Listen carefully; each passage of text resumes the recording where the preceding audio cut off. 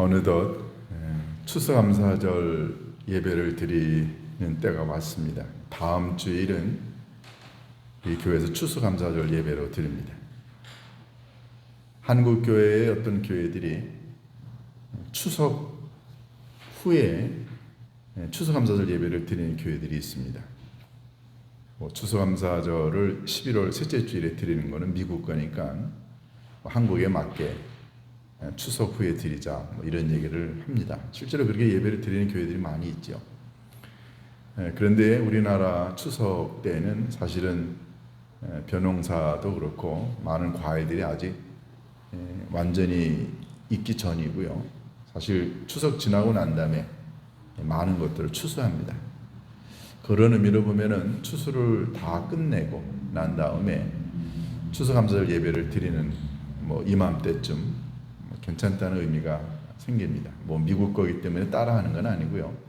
전반적으로 봤을 때 이맘때가 돼야 가을 거지를 완전히 끝내고 난 다음에 그래서 감사하는 마음을 담아 드리는 추수감사절이 이맘때인 거는 그런 의미로 나름대로 의미가 있다고 생각을 합니다. 우리 교회는 다음 주일에 추수감사절 예배를 드립니다. 오늘은 지난 주일에 이어서 감사에 관한 말씀을 여러분과 함께 나누고자 합니다. 여러분들이 영상에서 보셨듯이 한 해의 이제 끝에 모든 추수한 알곡들과 열매들을 바라보면서 이 모든 것들을 주신 아버지 하나님께 감사하자 이런 내용입니다. 어떤 분들은 이야기합니다. 도시 사니까는 추수 같은 걸 하지 않는데 추수감사절이 와닿지 않는다. 그렇게 얘기할 수도 있죠. 여러분과 제가 직접 농사를 짓지 않지만 추수라는 걸 한번 삶에서 영혼에서 한번 대입을 해보면 어떨까 하는 생각이 듭니다. 사람은 살면서 많은 것들을 추수합니다. 농부는 농사를 통해 추수를 하지만 모든 사람들은 공히 삶의 추수를 하게 됩니다. 영혼의 추수를 하기도 합니다. 어떤 사람들은 시간의 추수를 하기도 합니다. 많은 종류의 추수를 사람들이 합니다. 여러분들이 한 해를 마감하는 이때쯤에 한번 삶의 추수를 한번 해보면 어떨까요? 우리 교회 권사님들이 며칠 전에 이런 얘기를 하셨습니다. 목사님, 왜 이렇게 시간이 빨리 가요? 너무너무 시간이 빨리 가요. 그런데 시간이 빨리 가는 게 왜 아쉽냐면은 별로 한 게 없는데, 이룬 게 없는데, 얻은 게 없는데 너무 시간만 빨리 가는 것 같아요. 그런 얘기를 합니다. 일면 그런 것이 없지 않아 있을 수 있습니다. 근데 가만히 되돌아보면 한 해 동안 우리가 이룬 게 정말 없을까요? 우리가 정말 얻은 게 없나요? 우리 삶에서 얻은 것들, 익은 것들, 추수할 수 있는 것들이 많이 있죠. 그런데 어떤 분들은 내 손 안에 쥐인 게 없으니까, 건강이 연초보다 나빠졌으니까, 지위도 점점 낮아졌고, 나이는 점점 먹고 아프고, 재정적으로 어려움이 점점 있으니까, 글쎄요, 삶에서 추수한 게 열매가 있냐? 헤아려 보면 별로 없는 것 같습니다. 이렇게 생각하고 올해 인생의 추수는 별로 없었다. 이렇게 생각하시는 분들이 계십니다. 정말 그럴까요? 어느 부자 아버지가 아들을 데리고 이제 시골을 여행하게 됐습니다.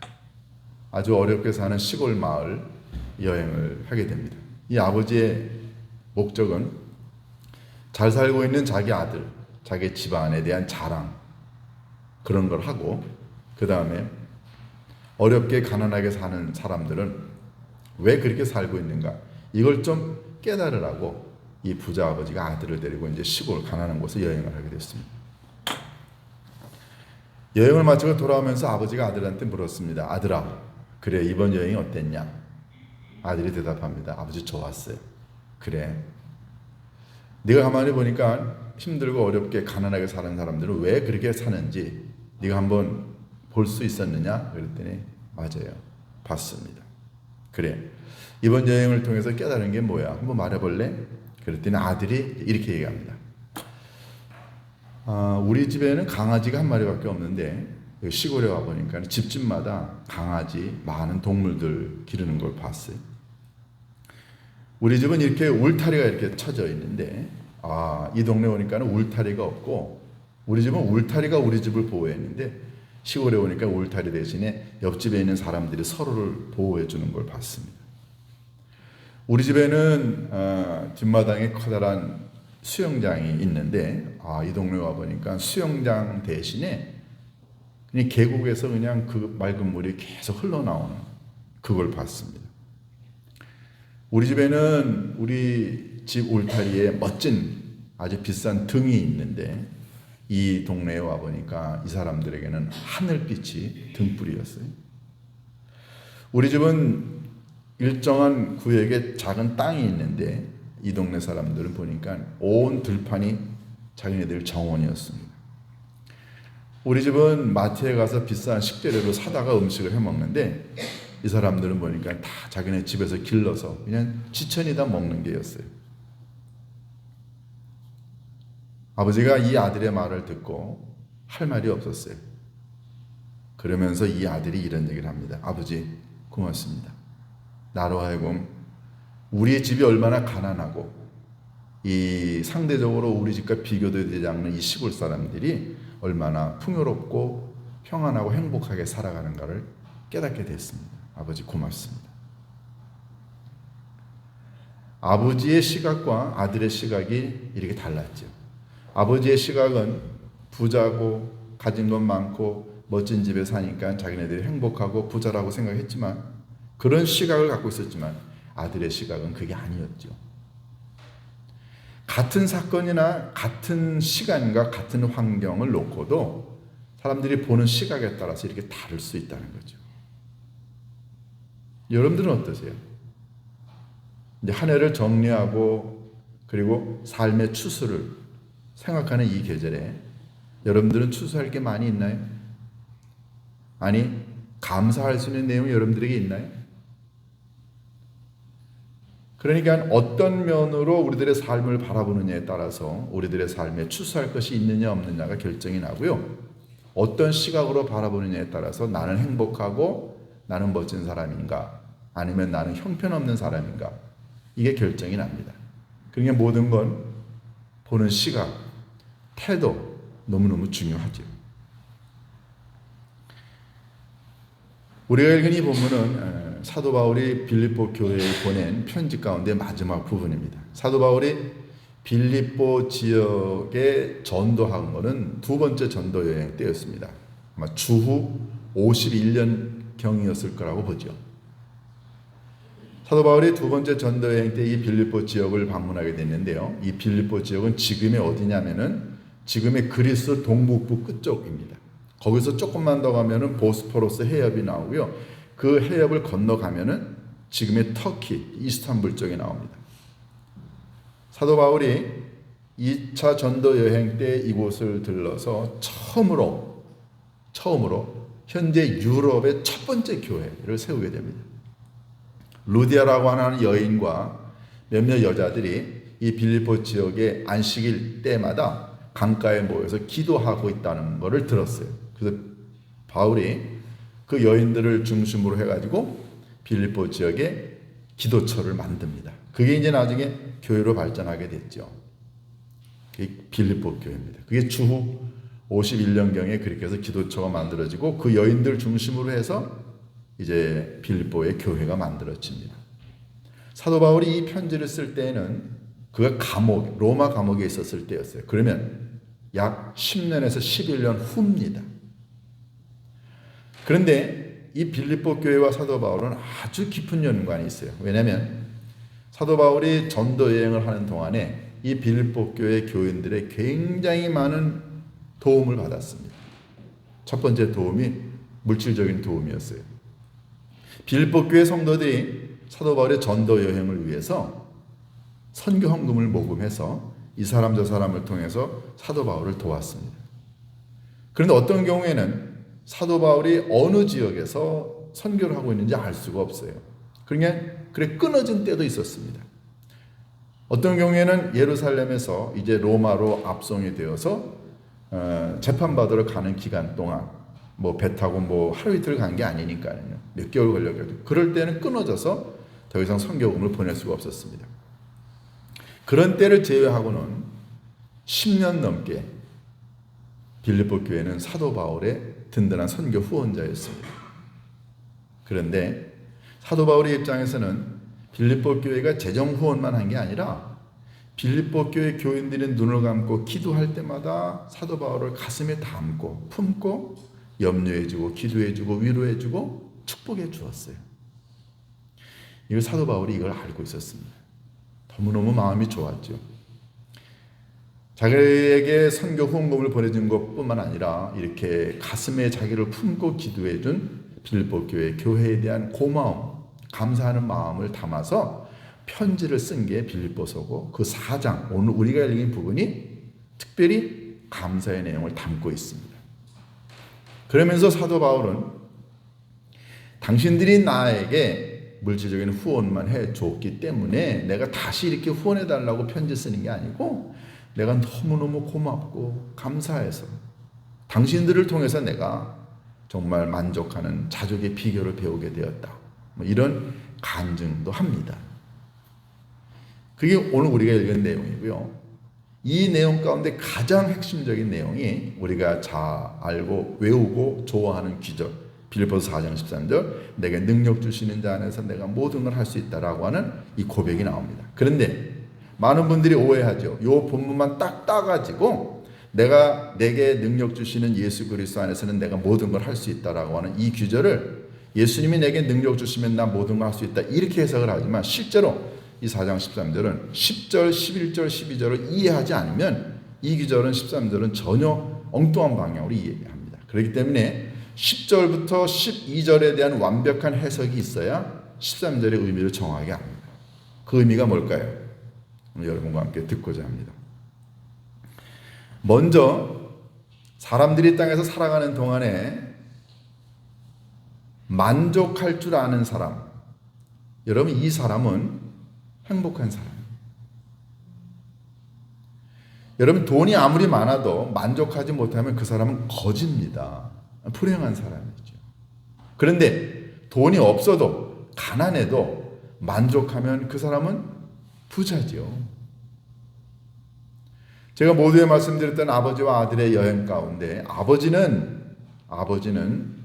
진정한 의미의 만족과 감사를 몰랐던 사람이지만 이 아들은 이 여행을 통해서 가지고 있는 것, 소유, 지위 이것과 관계없이도 얼마든지 사람이 만족하고 멋진 인생을 살아갈 수 있다는 걸 아들은 깨달았어요. 그러니까 한 인간이 이 땅에서 살아가는 동안에 만족할 줄 아는 사람은 행복한 사람입니다. 삶이 뭔가를, 인생이 뭔가를 아는 사람이죠. 사도 바울은 예수님 만나고 난 다음에 로마에서 참수형을 당할 때까지 수도 없이 많은 고난과 아픔의 과정들을 겪었지만 지금 로마 감옥에 있으면서 빌립보 교회 교인들한테 편지를 쓰는 이 순간에도 뭐라고 얘기하냐면은 나는 만족할 줄 아는 비결을 일찍 배웠다. 얼마나 아름다운 거예요. 한 인간이 인생을 마감할 때쯤 돼서 스스로 고백하기를 나는 이 땅에 살아가는 동안에 고난의 때에도 절망하지 않을 수 있었고 그리고 풍요롭고 좋을 때에도 내가 교만하지 않고 살아갈 수 있었던 일체의 비결을 내가 배웠고 경험했노라 라고 그가 고백할 수 있다면 멋진 사람 아닌가요?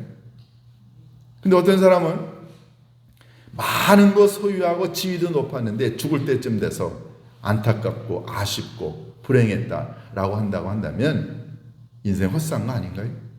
이런 의미에서 여러분과 제가 11월을 맞아서 우리는 인생의 추수를 할 이때쯤에 한 해의 마지막 때쯤에 어떤 의미의 인생을 살아가고 있는가를 되돌아보는 건 얼마나 커다란 의미가 있나요?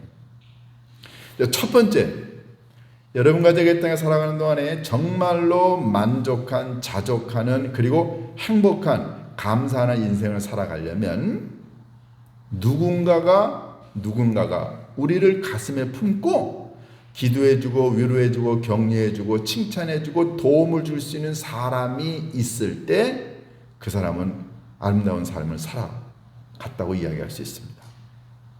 여러분 10절에 사도 바울이 뭐라고 얘기합니까?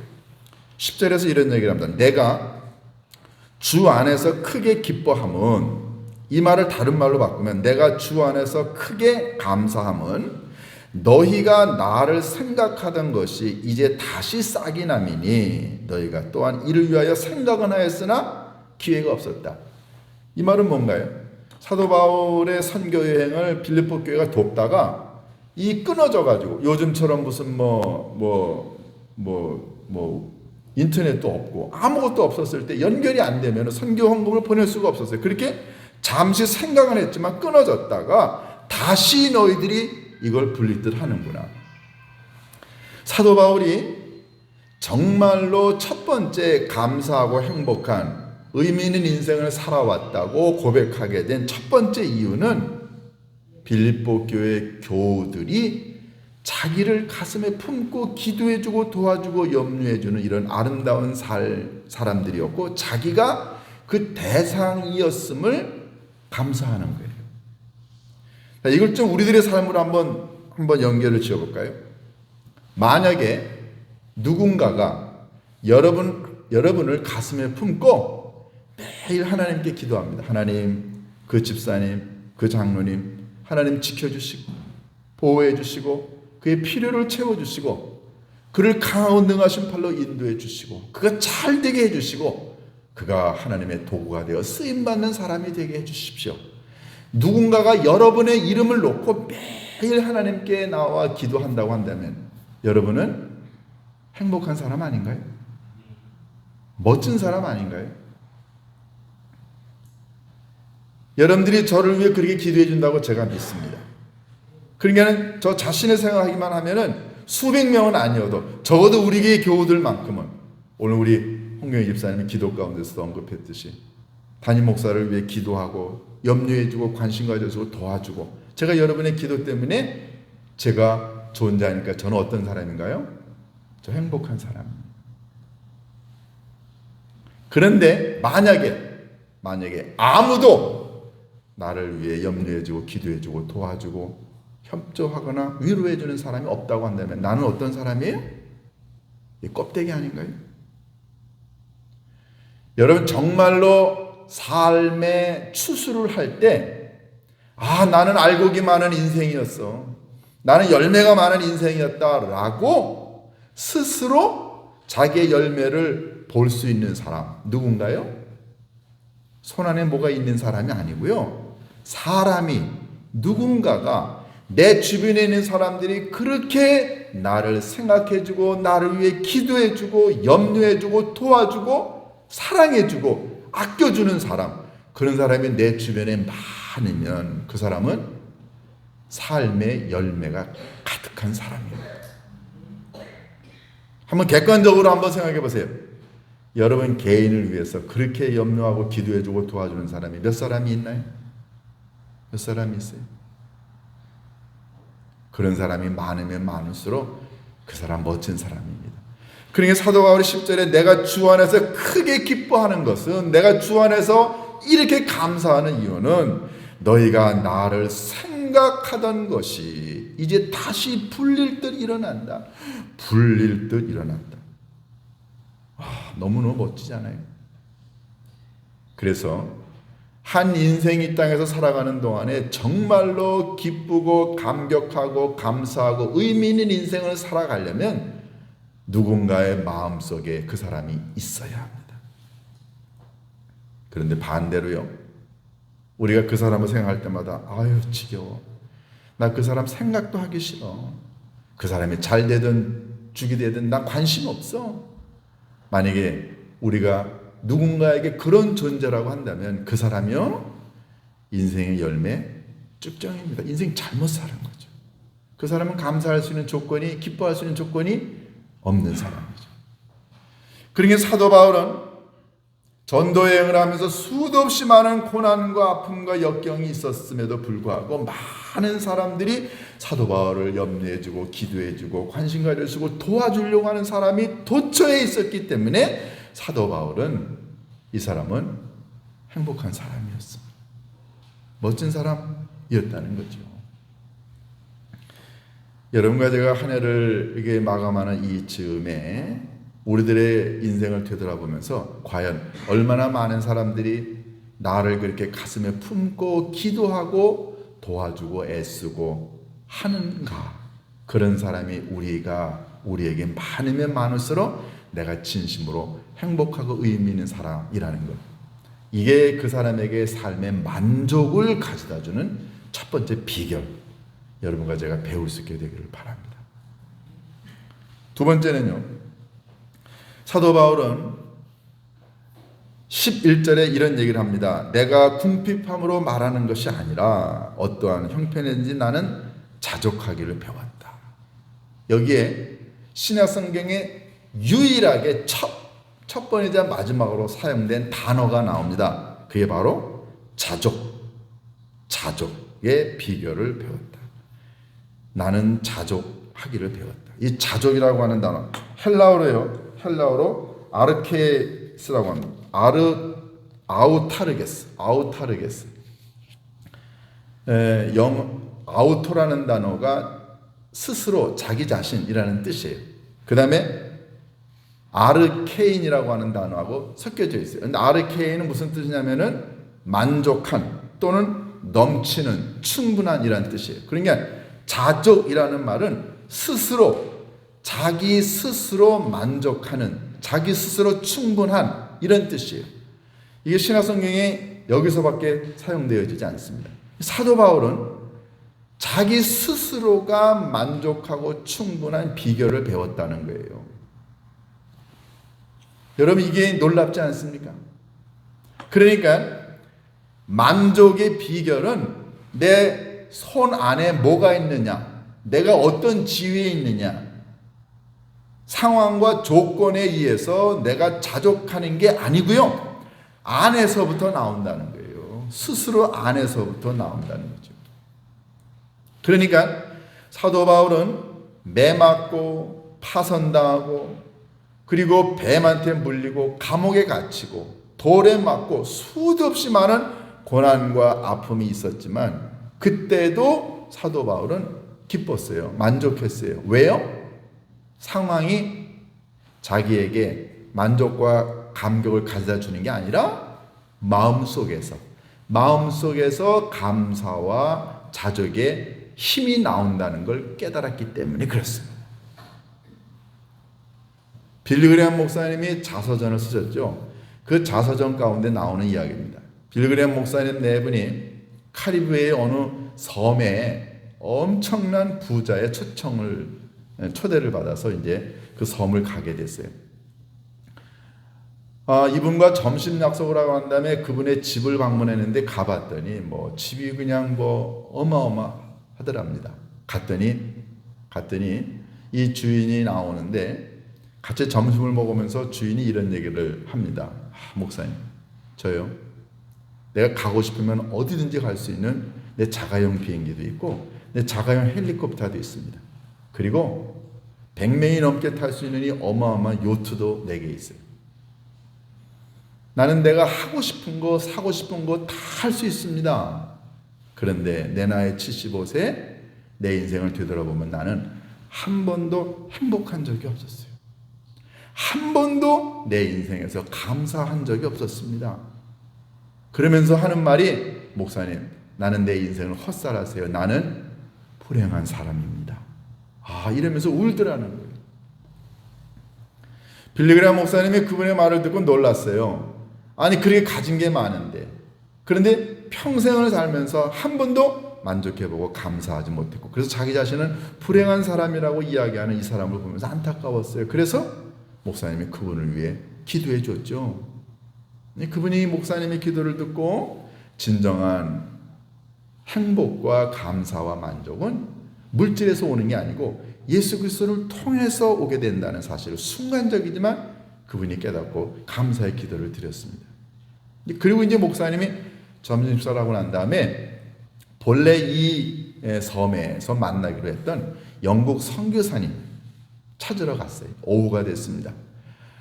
목사님 네 분이 영국 선교사님으로 이 섬에 와서 원주민들을 돕는 이 선교사님 집을 방문하게 됐는데 교회를 방문하게 됐는데 세상에 갔더니 원주민들이 사는 그런 집에서 살더랍니다. 나무로 짓고 뭐 하늘이 다 보이고 교회 갔더니 교회도 뭐 다 나무로 지어진. 이 영목인 선교사님 아내가 오래전에 병으로 죽어서 호레비에, 그 다음에 이 목사님의 병든 여자 두 동생을 데리고 목사님이 이 섬에서 사역하는 거예요. 이 여자 두 동생도 다 병든 사람이에요. 그러니까 이 목사님은 아내도 없습니다. 자식도 없어요. 그냥 병든 여동생 둘 데리고 이 섬에서 원주민들 섬기면서 살아가는데, 그런데 이 선교사님이 빌그레 목사님한테 얘기합니다. 목사님 보시다시피 가진 게 내가 아무것도 없습니다. 지위도 없고요. 그리고 자식도 없습니다.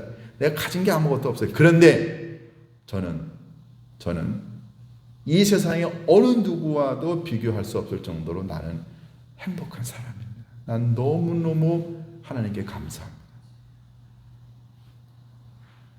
선교사님의 이 말을 듣고 빌그레 목사님이 점심때 만났던 사람과 이 분을 비교를 하게 됐습니다. 점심때 만났던 사람들은 세상에 없는 게 없을 정도로 부자예요. 그런데 그는 평생을 살면서 한 번도 감사해 보지 못했고 만족해 보지 못해 자기는 불행한 사람이라고 고백했지만, 이 선교사님 가진 건 아무것도 없지만 자기는 행복한 사람이다 라고 이야기를 한 걸 보면서 무엇이 이 두 사람에게 극명하게 갈리게 했는가, 빌그레 목사님이 생각하게 됩니다. 그때 빌그레 목사님이 깨달은 건 사람의 만족과 자족과 감사는 환경과 상황에 달려있지 않다는 것이죠. 사도 바울은 감옥에 있었습니다. 매를 맞고요, 파선의 위험, 뱀에게 물리고 동족에게 버림받고 쓰레기 같은 인생을 살아왔지요. 그런데 사도 바울은 한 번도 자기 자신이 그때 불행했다, 절망했다라고 이야기하지 않습니다. 오늘 보면 11절 12절에 보면 뭐래요? 나는 비천에 처할 줄도 알고 나는 배고픔에 처할 줄도 알고 궁핍에 처할 줄도 알았다. 왜 그게 가능했을까요? 사도 바울은 믿는 게 하나 있었습니다. 그것은 인간의 행복과 만족과 자족과 그리고 감사의 비결은 절대로 물질에서 오지 않는다는 것. 그럼 어디에서 그게 오나요? 도대체 뭐가 있으면 그런 궁핍과 절망과 좌절과 죽음 가운데서도 만족하고 행복할 수 있었을까요? 사도 바울은 그게 바로 예수 그리스도만 있으면 된다는 거예요. 사도 바울은 궁핍과 비천과 그리고 가난함과 이 불행한 일반적인 현실 가운데서도 예수 그리스도가 나와 함께 있으면 이게 절망이 아니라는 걸 깨달은 거예요. 내가 부유하고 가진 것 많고 풍부할 때 이게 나한테서 왔구나, 내가 잘나서 이렇게 됐구나 라고 교만하지 않을 수 있는 이유도 예수 그리스도가 내게 있으면 그게 가능하다는 거예요. 그러니까는 배고픔과 절망과 비천에서도 자족할 줄 아는 비결, 풍부하고 많은 것 속에서도 교만하지 않고 자족할 수 있었던 비결, 누구 때문에요? 예수 그리스도 때문에. 그러니까는 내게 능력 주시는 자 예수 그리스도 안에 있으면 나는 뭐가 가능하다는 거예요?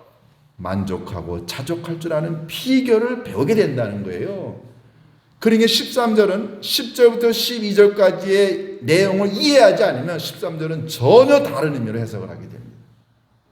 여러분, 사도 바울은 왜 예수 그리스도 때문에 이렇게 일체의 비결을, 자족의 비결을 배웠다고 강조했나요? 첫 번째, 예수 그리스도가 자기 자신의 삶을, 형편을, 처지를 정확하게 꿰뚫어 보시고 알고 계신다는 믿음이 있었습니다. 많은 사람들이 이렇게 생각해요. 시험 봐도 자꾸만 떨어져, 뭐 사업을 해도 자꾸만 안 돼, 망해, 자꾸만 몸이 아파, 여러 가지로 힘들고 어려워요. 상황이 점점점 나빠지는 것 같대. 그러면 어떻게 생각하나요? 하나님은 내 형편과 처지를 모르셔. 하나님이 아신다고 한다면 나를 이렇게 내버려 두지 않잖아. 그럴 수 없어. 하나님은 모르고 계셔 라고 생각하는 거예요. 그러니까 그가 힘들고 어려운 상황이 되면은 하나님이 자기 자신의 삶을 모른다고 생각하니까 이 마음에서 무슨 생각이 우러나는 거예요? 이제 내 인생은 끝이야. 그러니까 나는 불행해. 나는 불만족스러워. 불평하고요. 하나님이 모른다고 생각하면은 그럼 자기 자신의 삶만 바라보게 되면은 나는 불평, 불만밖에 나오지 않는 거예요. 그런데 내가 아무리 힘들고 어려워도 하나님이 나의 삶의 모든 내용을 완벽하게 알고 계신다라고 하는 믿음이 있으면 그러면은 절대로 자기 자신이 불행하다고 생각하지 않습니다. 사도 바울은 자기의 고난의 형편과 절망과 좌절과 배고픔과 굶주림과 어려움을 예수님이 보고 계신다는 믿음이 있었어요. 두 번째, 사도 바울이 자족의 비결을 어디서 배웠냐면은 예수 그리스도가 자기의 고난과 아픔과 필요를 충분히 채울 수 있는 능력이 있다는 것을 믿었습니다. 그게 빌립보 교회 교인이든 누구든 상관없습니다. 예수 그리스도가 사도 바울 자신의 고난과 아픔의 때에 누군가를 통해 하나님이 자기에게 필요를 채워줬고 공급해 주어서 그래서 여태까지 선교 사역을 감당할 수 있었다는 믿음. 그러니까 하나님은 뭔가를 제공해주고 준비해주고 만들어주시는 분이라고 하는 믿음을 가진 거예요. 지금은 없는 것 같아. 지금은 부족한 것 같아. 그렇지만 살다가 보면은 그때 어느 순간에 어떤 방법으로든 간에 하나님은 한 번도 예외 없이 내 형편과 처지를 아시는 아버지 하나님께 딱 맞게 사람들을 보내주시고 누군가를 도움의 손길을 통해 내 필요를 채워주셨다고 하는 믿음. 그러니까 이런 믿음을 갖게 되면은 힘들고 어려울 때 절대로 불평불만하지 않습니다. 저는 여러분과 함께 시작하는 우리 높은 예수님께 때로는 사람이 부족할 때 하나님이 사람을 보내주셨어요. 때로 재정이 부족할 때는 어떤 누군가를 통해서 또 재정을 채워주셨어요. 우리에게 비전이 없을 때 기도하다 보면 하나님께서 비전을 주시고 해야 할 일을 주시고 목표를 주시고 올바로 주님의 교회를 섬길 수 있는 지혜도 주셨어요. 저는 한 번도 모자란다, 부족하다, 안 되겠다 이런 생각 해본 적이 없습니다. 왜요? 한 번도 하나님이 예외 없이 우리의 필요를 채워주셨기 때문에 그렇습니다. 마지막 세 번째, 사도 바울이 일체의 자족의 비결을 배울 수 있었다. 세 번째는요, 하나님은 절대로 사도 바울의 곁을 떠나지 않는다는 사실을 믿었어요. 여러분, 사람들은 떠납니다. 자기에게 잘해주지 않으면 사람들 떠나요. 나를 무시한다. 그 교회 가봤자 내가 얻을 게 없다. 도움이 없다. 많은 사람들이 교회에 와서 교회를 섬기고 희생하고 봉사하고 내가 어떻게 도움이 될 수 있을까? 이걸 생각하지 않고 내가 어떻게 그 교회 가면 은혜를 받을 수 있을까? 인정을 받을 수 있을까? 도움을 받을 수 있을까? 이렇게 생각합니다. 여러분, 그런 마음을 가지고 교회에 오게 되면 교회가 그 사람의 필요를 채워주는 곳인가요? 근본적으로 교회는 우리가 주님을 위해 희생하고 섬기는 곳이죠. 그런데 받으려고만 하는 사람은 그게 채워지지 않으면 떠납니다. 그런데 사도 바울은 그 고난과 아픔과 절망의 때에도 주님이 나와 함께 계시고 나와 영원히 함께 계실 거라고 하는 믿음이 있었기 때문에 상황과 환경에 휘둘리지 않았다는 거죠. 믿음이 없는 사람이 하나님의 임재와 함께 하심과 주님의 도우심과 공급하심을 믿는 믿음이 없는 사람이 상황이 나빠지고 힘들어지면 떠납니다. 흔들립니다. 그런데 주님이 내 형편을 아시고 나를 위해 최고의 것을 준비하실 수 있는 능력이 있으시고 그분이 내 곁을 떠나지 않는다는 믿음이 있으면 이 사람은 환경과 조건에 구애받지 않고 자기 자리를 지킵니다. 사도 바울이 고난당하고 힘들고 어려울 때 도망갔나요? 그때 불행하다고 얘기했나요? 아닙니다. 배고픔과 굶주림과 절망과 좌절에서 나는 일체에 자족할 줄 아는 비결을 배우느라. 누구 안에서요? 내게 능력 주시는 자 예수 그리스도 안에서. 그러니까 여러분, 자족의 비결은 어디에서 오는가? 예수 그리스도가 나와 함께 계신다는 믿음만 있으면 그 사람 만족할 수 있습니다. 예수님이 계시지 않으니까, 예수님이 자기 자신의 삶을 모른다고 생각하니까, 예수님이 자기 자신의 필요를 채워줄 수 있는 능력이 있다는 믿음이 없으니까, 그러니까 조금 손에 쥐인 게 없으면, 상황이 나빠지면 절망하고 실망하고 좌절하고 자기는 인생 컷살았다, 그러니까 불행한 인생을 살아간다고 생각합니다. 저요? 불행하지 않습니다. 왜요? 예수 그리스도가 저와 우리 교회 여러분의 형편과 처지를 알고 계시고 그분이 도와줄 수 있는 능력이 있고 그리고 그분이 우리와 영원히 함께 계시기 때문에 행복합니다. 이런 아름다운 믿음, 이게 자족하는 거 아닌가요? 이게 만족 아닌가요? 저는 여러분과 함께 우리 높은 예수님교회를 섬기면서 우리가 이런 자족에 만족할 줄 아는 비결을 갖고 살아가게 되면 그 사람은 지금 여기서 천국을 살아가고 있는 겁니다.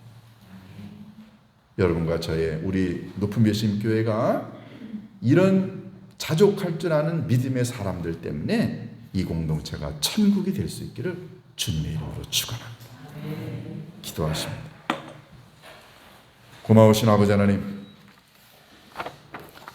예수 그리스도가 내게 능력을 주시기 때문에 나는 모든 걸 할 수 있다라고 하는 말씀의 비결, 아버지 하나님, 그것은 예수님 때문에 나는 어떤 상황과 곤경에 처해 있다 할지라도 만족할 수 있다, 일체의 자족의 비결을 배웠다고 하는 이 고백을 하는 우리 모두가 되게 인도하여 주옵소서. 아버지 하나님, 이 감사의 계절에 내 손안에 있는 물질과 내 지위와 상황과 환경이 나를 행복하게 감사하게 만드는 것이 아니라 예수 그리스도 안에 내가 있을 때 그 믿음이 나를 강하게 행복하게 만족하게 감사하게 만든다는 사실을 깨닫게 인도하여 주옵소서. 우리 주 예수 그리스도의 이름으로 기도하옵나이다.